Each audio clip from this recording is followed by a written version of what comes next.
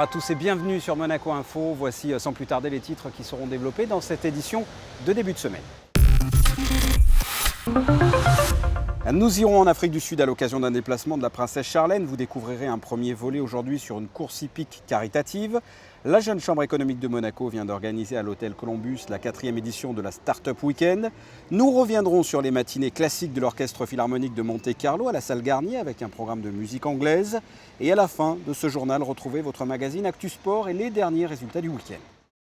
Mais avant de développer ces titres, revenons sur le premier tour de l'élection présidentielle en France et plus précisément du vote à l'ambassade de France à Monaco.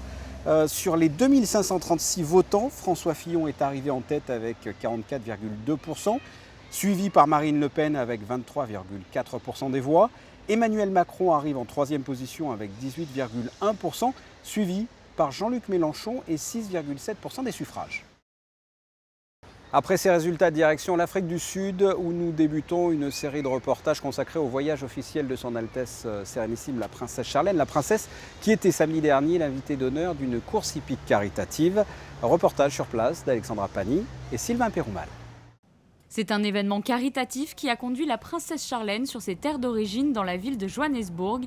La princesse de Monaco était l'invitée d'honneur de Turffontein, un haut lieu des courses hippiques en Afrique du Sud, pour un événement unique, le Princess Charlene Ladies Race Day.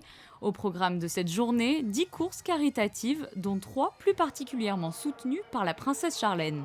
The race is to benefit 3 organizations. First of all, the horse care unit, the Highveld horse care unit, which take care of horses in different circumstances. The second is to benefit the Red Cross, which reach globally many people that are in need of assistance and care. And the third is a very personal thing to me, which is a little school, which I've been helping for 5 years now. Thank you very much for the support from the country. Thank you very much for giving me the opportunity to come here and to reach and help many people.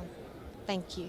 3 associations chères aux yeux de la princesse Charlène. La course numéro 7, la mieux dotée de la journée, a vu le succès du couple 11, Northern Russia, monté par le jockey Craig Zaki. C'est la 2e fois que la princesse de Monaco se rend à Turffontein. Cette journée était créée à l'initiative du président de l'association des courses hippiques d'Afrique du Sud. Ce que nous avons cherché à faire ici est de transformer cette journée afin que la princesse Charlène puisse associer son nom à cet événement pour en faire profiter des associations. Elle nous soutient déjà depuis 4 ans. Nous avons renommé des courses et des prix à son nom grâce à ses généreuses donations. Mais nous avons pensé que nous devions aujourd'hui lui dédier une journée entière. Pour nous, c'est un honneur et un privilège d'avoir une journée comme celle-ci. En tant que Sud-Africains, nous en sommes tous fiers. Elle est la princesse que nous avons toujours voulu avoir. Nous l'apprécions beaucoup et l'admirons. Un sentiment d'admiration partagé par l'ensemble des Sud-Africains. Ce rendez-vous a ainsi pu rapporter aux 3 associations soutenues par la princesse Charlène de Monaco la somme totale de 292 000 rands, soit plus de 20 000 euros. Retour à présent sur la Startup Weekend organisée par la Jeune Chambre économique de Monaco et qui s'est tenue pendant 3 jours en principauté. La présentation de cette 4e édition dans ce reportage de Christine Latomel et Thomas Deus. Citée comme le plus grand incubateur au monde, la Startup Weekend est aussi une niche de talent pour Monaco. Un événement qui offre une occasion unique de venir tester une idée ou encore d'expérimenter l'aventure entrepreneuriale durant 54 heures. Le défi, en un temps record, les participants doivent constituer une équipe autour d'un projet pour créer en seulement 2 jours une start-up.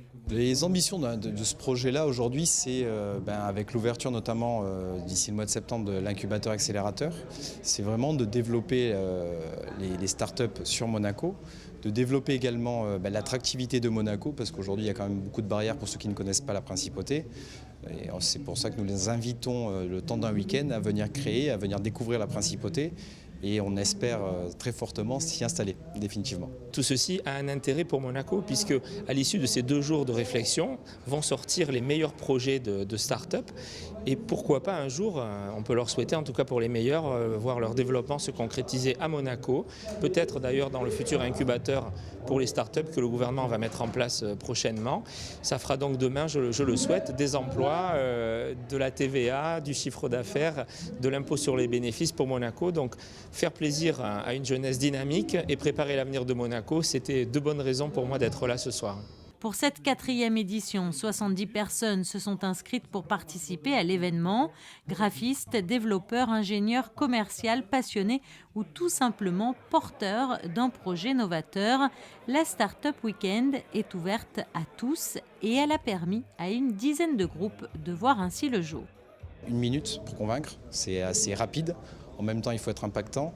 Et ils vont après constituer une équipe avec ceux qui n'auront pas été retenus pour pouvoir justement développer leur projet à l'aide de mentors, mais aussi à l'aide des équipes qui vont peut-être pouvoir leur apporter un point de vue différent.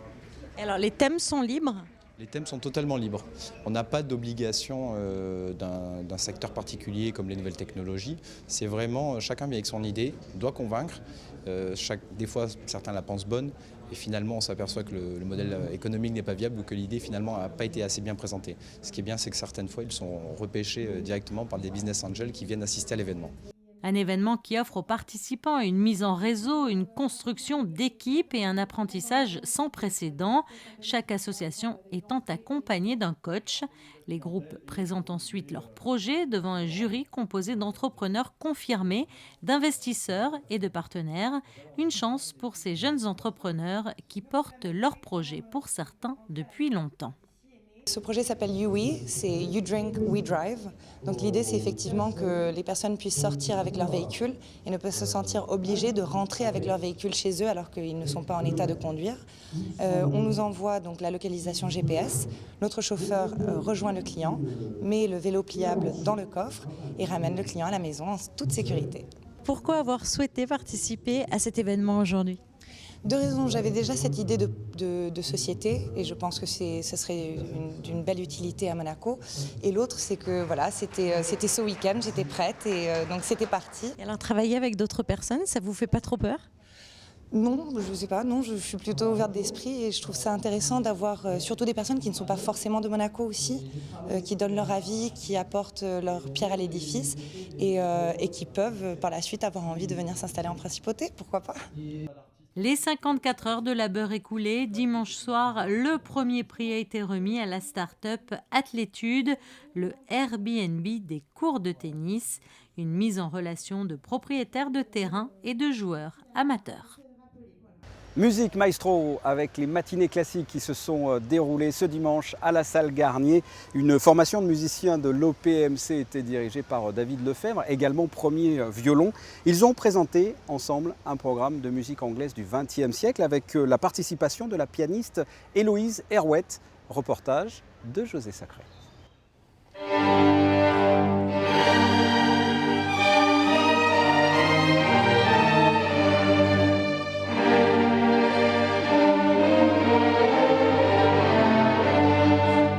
Rule Britannia était le titre de ce concert donné dimanche 23 avril en matinée à la salle Garnier par une formation de l'Orchestre Philharmonique de Monte-Carlo placée sous la direction de David Lefebvre, premier violon super solo. Au programme de Rule Britannia, des œuvres de 4 compositeurs anglais du XXe siècle, Ralph Vaughan Williams, Benjamin Britten et William Walton, ainsi que Edward Elgar, l'auteur de Pomp and Circumstance et des variations Enigma notamment. Elgar, dans cette œuvre, Introduction et Allegro pour quatuor à cordes et orchestre à cordes opus 45, a été proposé en ouverture du concert.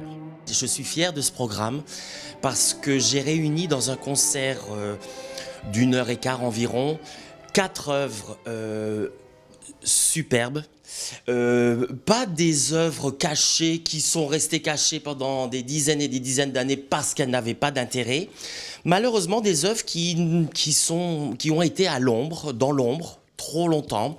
Et je suis fier parce que j'ai fait découvrir déjà aux musiciens qui même certains anglais dans l'orchestre ne connaissaient pas. Donc déjà, je leur ai fait découvrir à eux et je les ai convaincus que c'était magnifique et j'espère Je ne vous cache pas, José, convaincre le public que les Anglais, on le savait, mais on fait de la magnifique musique.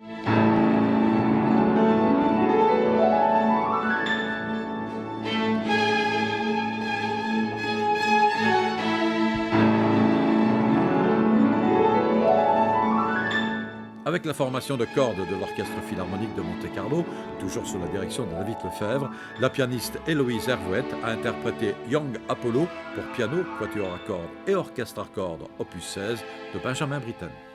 C'est une œuvre assez courte, elle dure une 8aine de minutes, donc c'est vraiment court. C'est très virtuose pour le piano. Je dirais que c'est une œuvre pleine d'humour et en même temps lumineuse. Et elle a un côté très british dans le sens, elle sonne un peu folklorique parfois.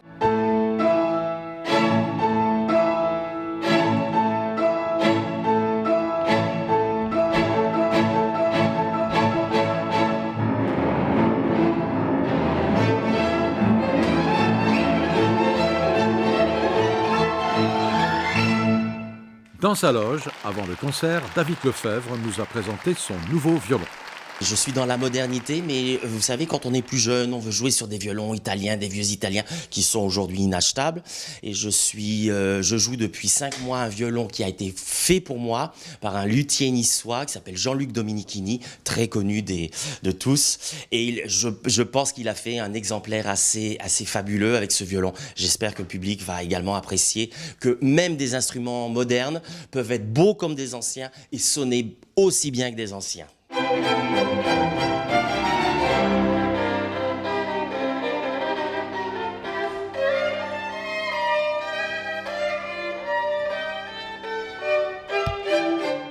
Et, suite logique d'un artiste, je cite, dans la modernité, David Lefebvre a adopté un nouveau système électronique pour la lecture des partitions. Ce qui est marrant, c'est que je tourne les pages avec une pédale au pied, très discrète. Et alors, comme vous disiez, j'espère qu'il n'y aura pas quelqu'un, un petit malin, qui va interférer dans la tourne de mes pages. Pour les concerts en plein air, c'est pratique parce qu'il n'y aura pas de coups de vent. Et oui, évidemment, vous savez. Mais je vous dis, je suis heureux parce que c'est d'abord de participer au développement de ce logiciel vraiment très performant, créé par des Français. Je le tiens à le souligner, des Français de Paris. Et je vais les soutenir beaucoup parce qu'ils le méritent.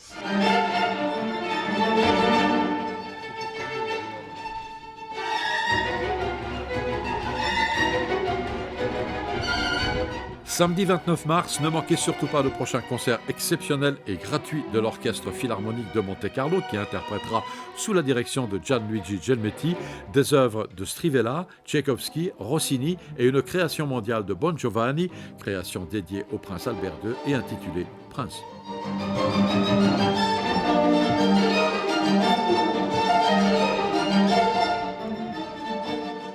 Quel temps va-t-il faire tout au long de cette semaine? Voici la météo. Mardi, des nuages avec quand même l'apparition inégale du soleil. Les températures sont assez douces, de 14 à 20 degrés. Mercredi, une détérioration avec de la pluie, surtout le matin. Le soleil devrait faire son retour dans la soirée, compter de 14 à 18 degrés. Jeudi, des nuages et quelques éclaircies, il fera de 13 à 19 degrés. Vendredi et samedi, le retour d'un réel beau temps avec un large soleil. Et enfin dimanche, le ciel sera un peu plus incertain. Ce journal est terminé. Merci de votre fidélité. La suite de vos programmes sur Monaco Info a commencé par les derniers résultats sportifs du week-end dans votre magazine Actu Sport présenté par Frédéric Hélion. À très bientôt. Au revoir.